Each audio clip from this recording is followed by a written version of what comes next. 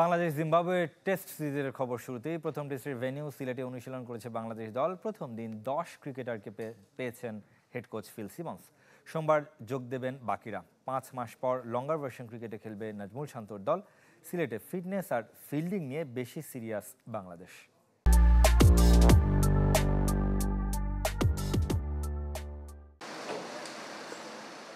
ঢাকায় প্রিমিয়ার লিগের ম্যাচ খেলে পরদিন সকালে সিলেট আন্তর্জাতিক স্টেডিয়ামে হাজির ক্রিকেটাররা। সাদা পোশাকের ফরম্যাটে এফএনুতে তিক্ত অভিজ্ঞতায় বেশি টাইগারদের। 3 টেস্টে হেরেছে দুবার, যার একটি জিম্বাবুয়ের বিপক্ষে। 2018 সালে রোডেশিয়ানদের কাছে পরাজয় 151 রানে। তাই জিম্বাবুয়ে সিরিজ সামনে রেখে প্রথম অনুশীলনে সিরিয়াস নাজমুল শান্তর দল। 5 মাস পর লঙ্গার ভার্সন খেলবে জাতীয় দল। চ্যাম্পিয়ন্স ট্রফির পর এ সিরিজ দিয়ে টাইগারদের আন্তর্জাতিক ক্রিকেটের ব্যস্ততা শুরু হতে যাচ্ছে। প্রথম দিনের প্রস্তুতিতে 10 ক্রিকেটারকে পেয়েছেন হেড কোচ ফিল সিমন্স। অধিনায়ক শান্তর সাথে মুশফিক, মুমিনুল, অঙ্কন, জাকির হাসান, অলরাউন্ডার মেহেদি মিরাজ আর স্পিনার তাইজুল, 3 পেসার নাহিদ রানা, খালেদ আহমেদ ও হাসান মাহমুদ।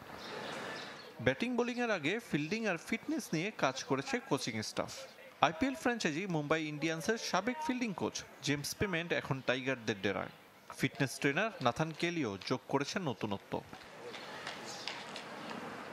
যথারীতি নেটে দীর্ঘক্ষণ ব্যাট করেছেন মুশফিকুর রহিম।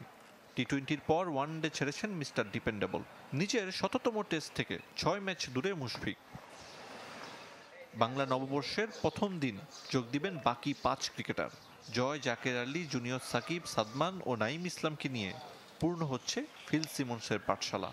15 এপ্রিল বাংলাদেশে আসবে জিম্বাবুয়ে, তারও 5 দিন পর প্রথম টেস্ট।